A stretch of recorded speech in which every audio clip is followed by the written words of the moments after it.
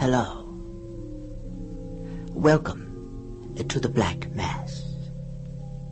We've been hoping you'd join us tonight. There's plenty of room in our establishment for everyone. I see that most of you are standing in the outer darkness, along the walls, in the corners. Well and good. But our inner circle, our chain of empathy, is not yet complete. 12 is such an even number. We need just one more. Won't someone volunteer? Come on. It's only in spirit.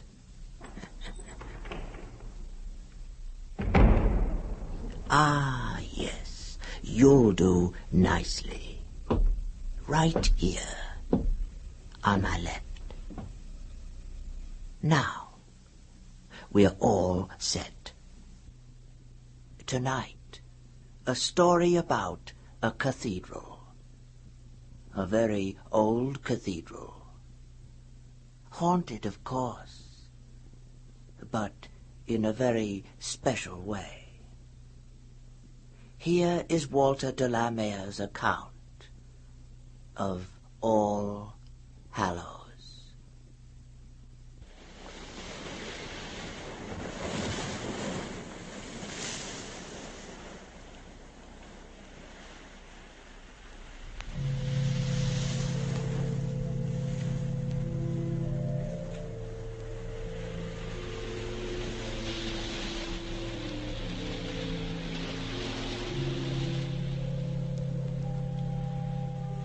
It was about 3:30 on an August afternoon when I found myself for the first time looking down upon All Hallows.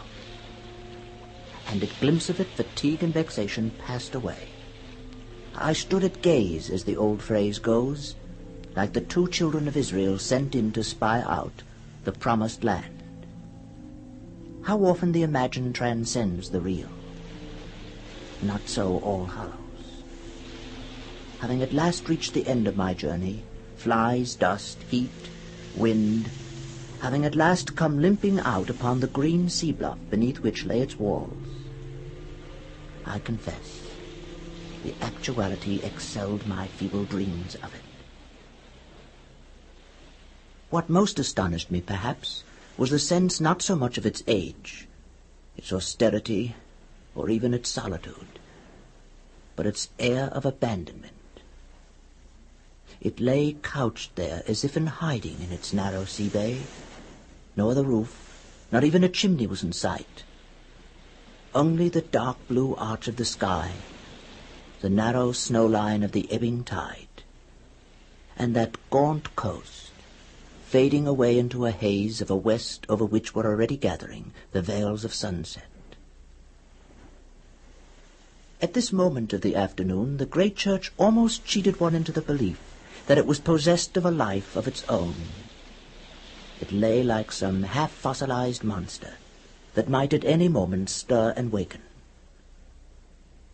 Walls so ancient and so sparsely adorned and decorated could not but be inhospitable in effect. From my vantage place on the hill that dominates it, I continued for a while to watch All Hallows, to spy upon it. Those gigantic statues which flanked the base of the unfinished tower. Images of angels and of saints, as I had learned of old from my guidebook. Only 6 of them at most could be visible, of course, from where I sat, and yet I found myself counting them again and yet again, as if doubting my own arithmetic. For my first impression had been that there were 7 in view. But then the lights even of day may be deceitful, and fantasy plays strange tricks with one's eyes. In the midst of my prolonged scrutiny, the hypnotic air, the heat, must suddenly have overcome me. I fell asleep up there in my grove scanty shade, and remained asleep long enough to dream an immense panoramic dream. On waking, I could recall only the faintest vestiges of it, and found that the hand of my watch had crept on. It was 8 minutes past 4. I scrambled up, numbed and inert with that peculiar sense of panic that sometimes follows an uneasy sleep. What folly to have been frittering time away within sight of my goal at an hour when no doubt the cathedral would soon be closed to visitors and abandoned for the night to its own secret ruminations. I hastened down the steep incline of the hill, and once more came within sight of the sea. A sea so near that I could hear its enormous sallies and murmurings. Indeed, I had not realized till that moment how closely the great western doors of the cathedral abutted on the beach. It was as if its hospitality had been deliberately designed not for a people to whom the faith of which it was the shrine had become a weariness and a commonplace, but for the solace of pilgrims from over the ocean. And so at last I found my way into All Hallows, entering by a rounded, dwarfish side door with zigzag mouldings. There hung for corbel to its dripstone a curious, leering face, with its forked tongue out, to give me welcome, and an appropriate one, too, for the figure I made. But once beneath that prodigious roof-tree, I forgot myself and everything that was mine. The hush, the coolness, the unfathomable twilight drifted in on my small human consciousness. Where was I? What demon of what romantic chasm had swept my poor drowsy body into this immense haunt? Then, at one and the same moment, a sense of utter dismay at earthly surroundings no longer serene, but grim and forbidding flooded my mind. I became aware that I was no longer alone. 20 or 30 paces away, an old man was standing. To judge from the black and purple velvet and tassel-tagged gown he wore, he was a verger. He had not yet realized, it seemed, that a visitor shared his solitude, and yet he was listening. His head craned forward and leaned sideways on his rusty shoulders. As I steadily watched him, he raised his eyes, and with a peculiar stealthy deliberation scanned the complete upper regions of the northern transept. Not the faintest rumor of any sound that may have attracted his attention reached me. He continued so long in the same position that at last I determined to break in on his reverie. At the sound of my footsteps, his head sunk cautiously back upon his shoulders. "I must apologize for the lateness of my arrival. It's been a far walk from town. Until I caught sight of you, I hadn't ventured very far inside the cathedral. Otherwise, I might have found myself a prisoner for the night. It must be dark in here when there is no moon." Aye, as a matter of fact, sir, the cathedral is closed to visitors at 4. At such times, that is, when there is no afternoon service. Services are not as frequent as they were, but visitors are rare, too. I thought perhaps I might be able to find a room for the night and really explore the cathedral tomorrow morning. It was a tiring journey. It is a fatiguing journey, sir, taken on foot. Carriage parties occasionally make their way here, but not so much as once. We are far too out of the hurly-burly to be much intruded on. Not that them who come to make their worship here are intruders, far from it, but most that come are mere sightseers. And the fewer of them, I say, in the circumstances, the better. Well, I cannot claim to be a regular churchgoer. I myself a mere sightseer. And yet, even to sit here for a few minutes is to be reconciled. Reconciled, sir. I can well imagine it after that journey on a day such as this. But to live here is another matter. Yes, I can imagine it's desolate enough here in the winter. Aye, we have our storms, sir, the bad and the good. and our position is specially prolific of what they call a sea fog. It comes driving in from the sea for days and nights together. Gale and mist, so that you can scarcely see your open hand in front of your eyes, even in broad daylight. And the noise of it, sir, the noise of it, sweeping across overhead in that woolliness of mist. If you take me, it is most peculiar. Shocking to a stranger. No, sir, we are left pretty much to ourselves when the fine weather birds are flown. Well, I don't want to detain you at this late hour, but you were saying that services are infrequent now. Why is that? Pray don't think of keeping me, sir. It's a part of my duties. You may have seen something that appeared in the newspapers not many months ago. We lost our dean, Dean Pumphrey, last November. To all intents and purposes, I mean, and his office has not yet been filled. They are greedy monsters, those newspapers. No respect, no discretion, no decency in my view, and they copy each other like cats in a chorus. Oh, we have never wanted to be a notoriety here, sir, and not of late of all times. We must face our own troubles. You'd be astonished how callous the mere sightseer can be, and not only them from over the water whom our particular troubles cannot concern, but far worse, parties as English as you or me. They ask you questions you wouldn't believe possible in a civilized country. Not that they care what becomes of us, not one iota, sir. We talk of them masked-up inquisitors in olden times. But there's many a human being in our own would enjoy seeing a fellow creature on the rack if he could get the opportunity. It's a heartless age, sir. A heartless age.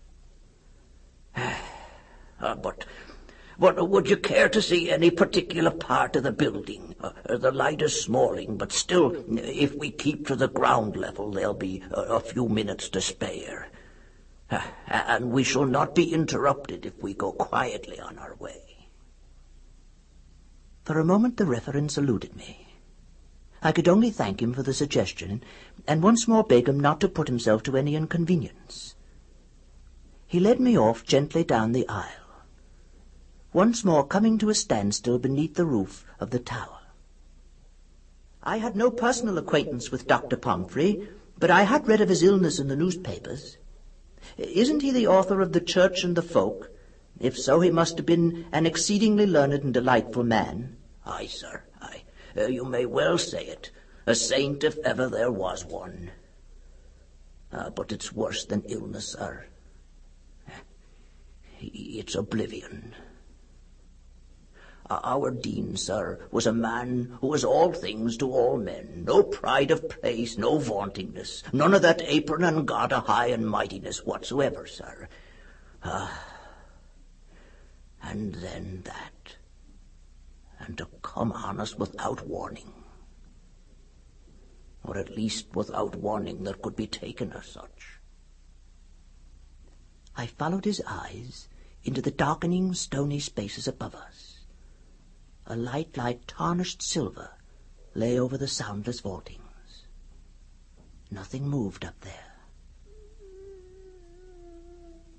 He was found, sir, late that night, up there, in what they call the trophy room, sitting in a corner there, weeping. A child. Not a word of what had persuaded him to go or misled him there. Not a word of sorrow or sadness, thank God. He didn't know us, sir. Didn't know me. Just a simple, harmless, memory all gone. simple, sir. But were there no premonitory symptoms?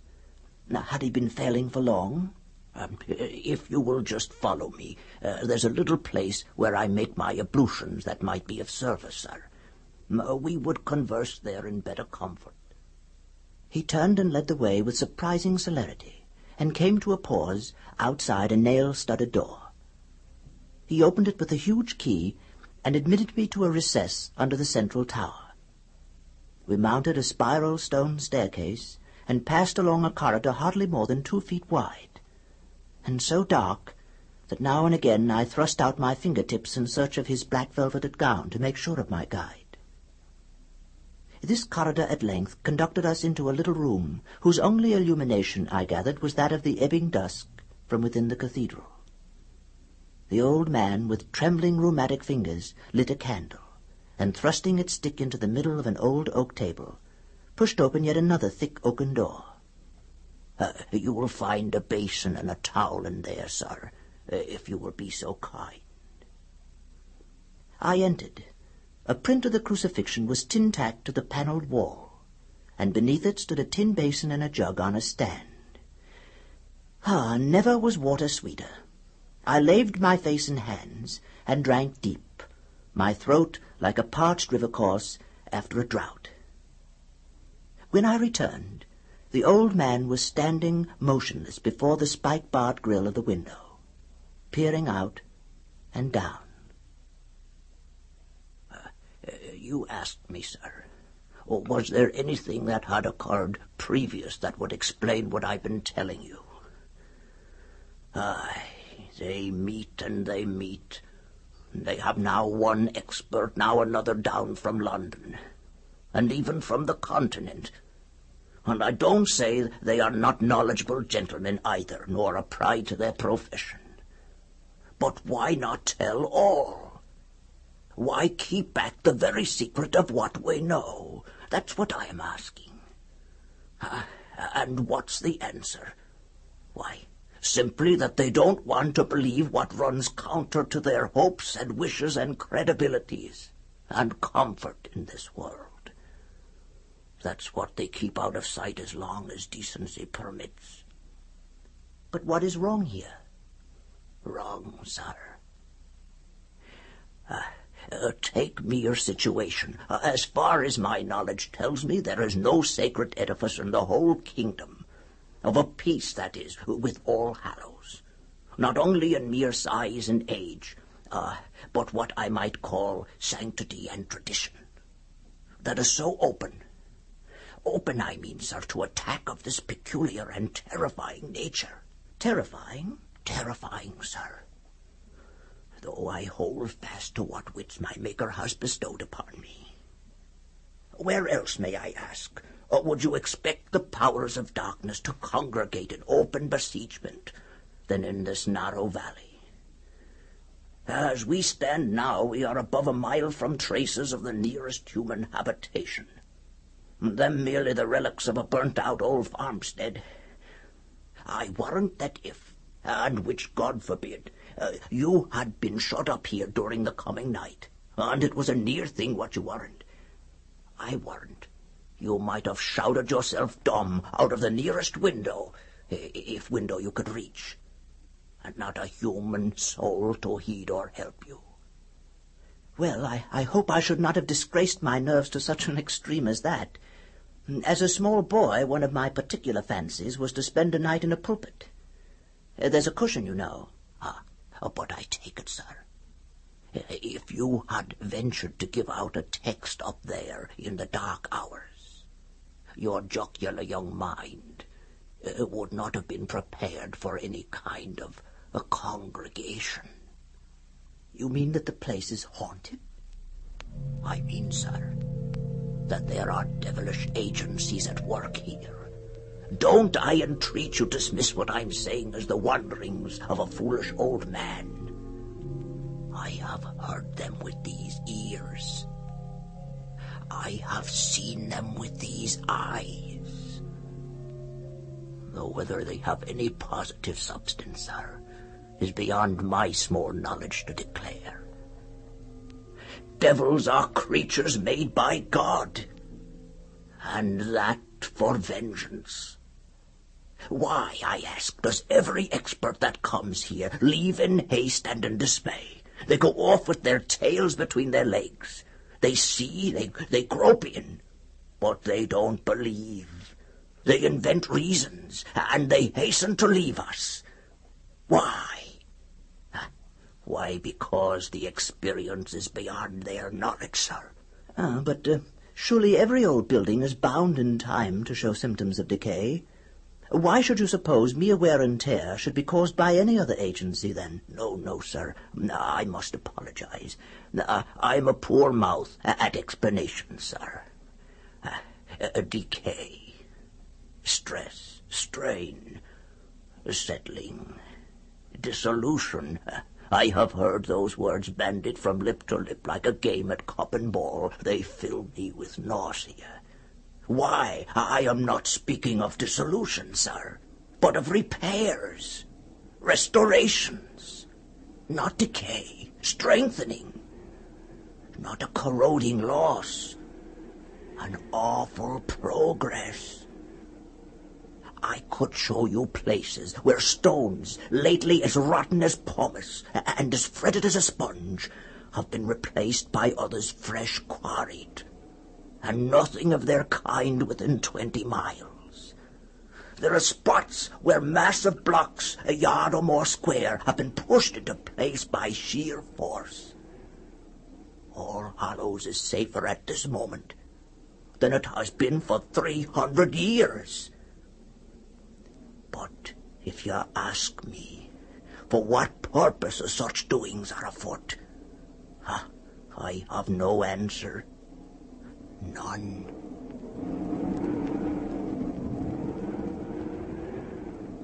Did you hear? Now, sir, you'll see for yourself. On the other hand, we can leave the building at once if you're so minded. No, lead on, I'll follow you. Why then, sir, let us be gone at once. There's no time to waste. What I would suggest, if you have no objection, is your kindly grasping my gown. There's a kind of streamer here, you see, as if made for the purpose. There will be a good deal of up and downing, but I know the building blindfold, as you might say, inch by inch. And now that the bell ringers have given up ringing, it is more in my charge than ever. He opened the door, grasped the candlestick, and then blew out the light. We were instantly marooned in an impenetrable darkness. Please tug at the streamer if you need attention, sir. In a few minutes the blackness will be less intense.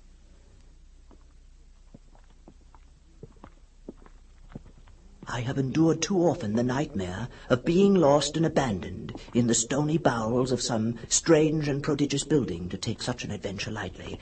I clung, I confess, desperately tight to my lifeline, and we groped forward. I found myself steadily ascending, and then in a while feeling my way down flights of hollowly worn stone steps, and anon brushing along a gallery or corkscrewing up a newel staircase so narrow that my shoulders all but touched the walls on either side. In spite of the sepulchral chill in these bowels of the cathedral, I was soon suffocatingly hot, and the effort to see became intolerably fatiguing. Once, to recover our breath, we paused opposite a slit in the thickness of the masonry, at which to breathe the tepid sweetness of the outer air. It was faint with the scent of wildflowers and the cool of the sea. We then turned inward once more, ascending yet another spiral staircase. And now the intense darkness had thinned a little, the groined roof above us becoming faintly discernible. Dead still here, sir. If you please, dead still here.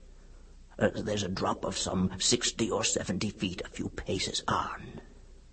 I peered out across the abyss, conscious as it seemed of the huge superincumbent weight of the noble fretted roof, only a small space now immediately above our heads.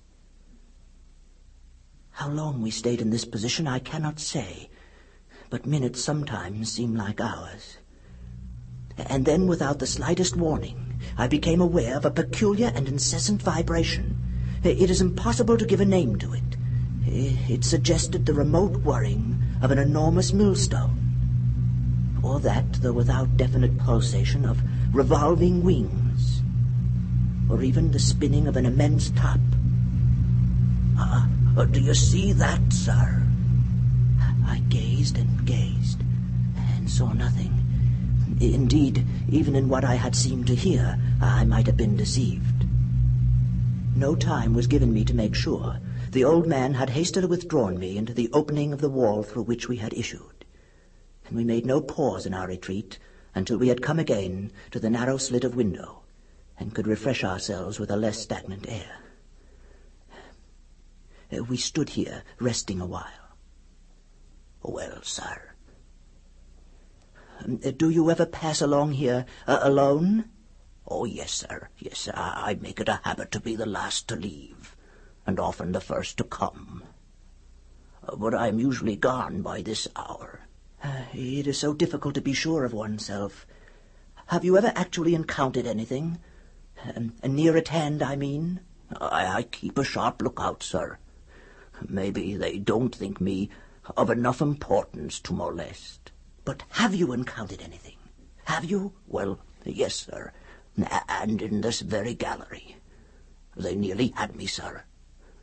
But by good fortune there's a recess a little farther on. I had had my warning, and managed to leap in there and conceal myself, but only just in time.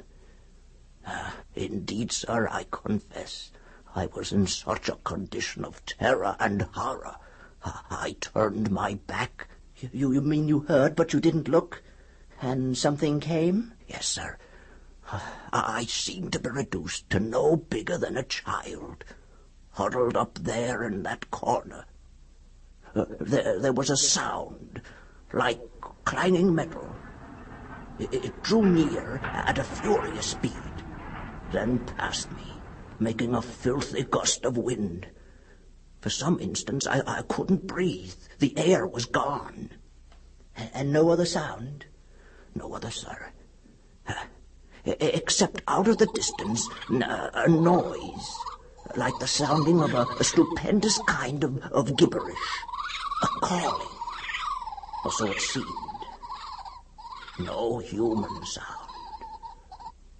You see, sir, I myself wasn't of any consequence, I take it, unless a mere obstruction in the way. But I have heard it said somewhere that a rarity of these happenings is only because it's a pain and a torment, and not any sort of a pleasure for such beings, such apparitions, sir, good or bad, to visit our outward world. And if I may be forgiven the boast, sir, I seem to have almost forgotten how to be afraid since that time. What is anybody's life, sir?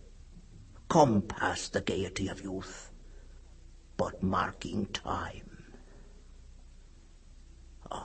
Did you hear anything then, sir? No, I hear nothing. But please don't think I am doubting what you say. Far from it. You must remember that I am a stranger, and that, therefore, the influence of the place cannot but be less apparent to me. Aye, sir. Now, if you are sufficiently rested, would you perhaps follow me onto the roof? It is the last visit I make. We had not far to go. The old man drew open a squat, heavily ironed door at the head of a flight of wooden steps, and admitted us at once to the leaden roof of the building and to the immense amphitheater of evening. We edged softly along, then paused once more to find ourselves now all but tete-a-tete with the gigantic figures that stood sentinel at the base of the buttresses to the unfinished tower. The mere sense of that abysm of space, the mere presence of the stony leviathan on whose back we two humans now stood, dwarfed it into insignificance beside these gesturing images of stone, were enough of themselves to excite the imagination. And whether matter of fact or pure delusion, this old verger's insinuation that the cathedral was now menaced by some inconceivable danger and assault had set my nerves on edge. My feet were numb as the lead they stood upon, while the tips of my fingers tingled as if a powerful electric discharge were coursing through my body. We moved gently on. Once, with a hasty gesture, the old man drew me back and fixed his eyes for a full minute on a figure, a forbidding thing enough, viewed in this vague luminosity, which seemed, in spite of the unmoving stare that I fixed upon it, to be perceptibly stirring on its wind-worn pedestal. No, sir. All's well, all's well. The night is uncommonly quiet. They seem to leave us at peace on nights of quiet. But we must turn in again and be getting home. You were saying that even the experts were perplexed by what they had discovered. What did they actually say? Say, sir? Look, examine that balustrade. Look at that gnawing and fretting, that furrowing above the lead there. All that is honest wear and tear, constant weathering of the mere elements, sir. Now compare it, if you please, with the St. Mark over here. I stooped close under the huge grey creature of stone, and unless the moon deceived me, I confess I could not find the slightest trace of fret or friction. Far from it. The stone had been grotesquely decorated in low relief with a gaping crocodile, a two-headed crocodile, and the angles, nubs, and undulations of the creature were cut as sharp as with a knife in cheese. I drew back. Now, cast your glance upward, sir. Is that what you would call a saintly shape and gesture? What appeared to represent an eagle was perched on the image's lifted wrist, an eagle resembling a vulture. The head beneath it was poised at an angle of defiance, its ears abnormally erected on the skull. The lean right forearm extended with pointed forefinger as if in derision. Its stony gaze was fixed upon the stars. Its whole aspect was hostile, sinister, and intimidating. I drew back, horrified. Aye, sir, and so with one or two of the rest of them. There are other wills than the Almighty's. I can't for the life of me understand what you are saying. One doesn't repair in order to destroy. No, sir. Say you so? And why not? Are there not two kinds of change in this world, a building up and a breaking down? To give strength and endurance for evil or misguided purposes, would that be power wasted, if such was your aim? Why, sir, isn't that true even of the human mind and heart? We are on the outskirts, I grant. But where would you expect the enemy to show himself unless in the outer defenses? An institution may be beyond saving, sir. It may be being restored for a worse destruction. And 100 trumpeting voices would make no difference when the faith and life within is tottering to its fall. At that instant, a dull, enormous rumble reverberated from within the building, as if a huge boulder or block of stone had been shifted or dislodged in the fabric. A peculiar, grinding, nerve-wracking sound. And for the fraction of a second, the flags on which we stood seemed to tremble beneath our feet. Come, sir, keep close. We must be gone at once. We have stayed too long.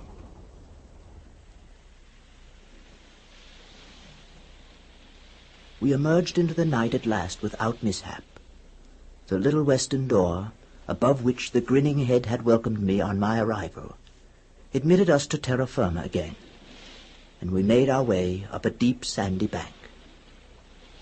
We turned when we reached the summit and looked back. All Hallows, vague and enormous, lay beneath us in its hallow, resembling some natural prehistoric outcrop of that sea-worn, rock-bound coast, but strangely human and saturnine. You'll forgive me, sir, for mentioning it, but I make it a rule, as far as possible, to leave all my troubles and misgivings outside when I come home. My daughter is a widow, not long in that sad condition. So I keep as happy a face as I can on things. On my way to bed that night, the old man led me in on tiptoe to show me his grandson. He was of that fairness which almost suggests the unreal. He had flung back his bedclothes, as if innocence in this world needed no covering or defense, and lay at ease, the dews of sleep on lip, cheek, and forehead. He was breathing so quietly that not the least movement was perceptible. The lovely thing. Where is he now, I wonder? And from out of the distance there came the first prolonged whisper of a wind from over the sea. It was 11 by my watch. The storm, after the long heat of the day, seemed to be drifting inland. But All Hallows, apparently, had forgotten to wind its clock.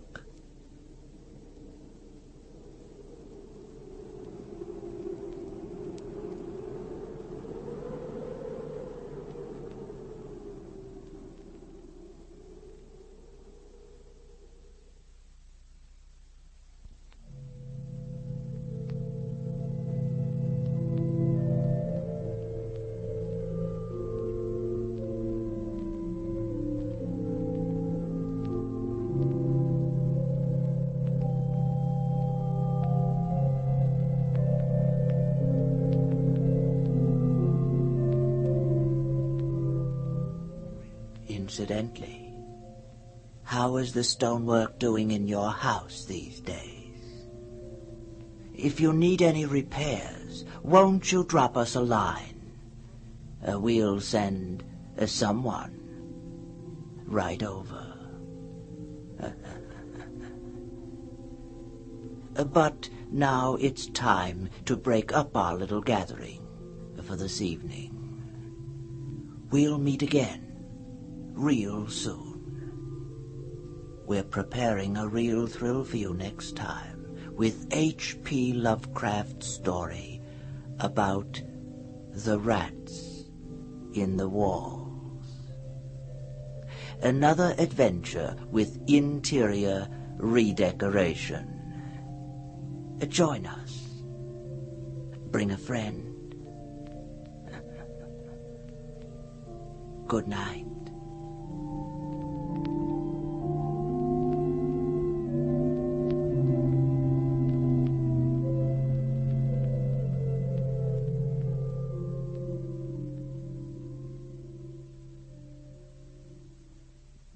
The technical production for this broadcast was by John Whiting. Walter de la Mare's story, All Hallows, was adapted and performed for you by your host of the Black Mass, Eric Bauersfeld.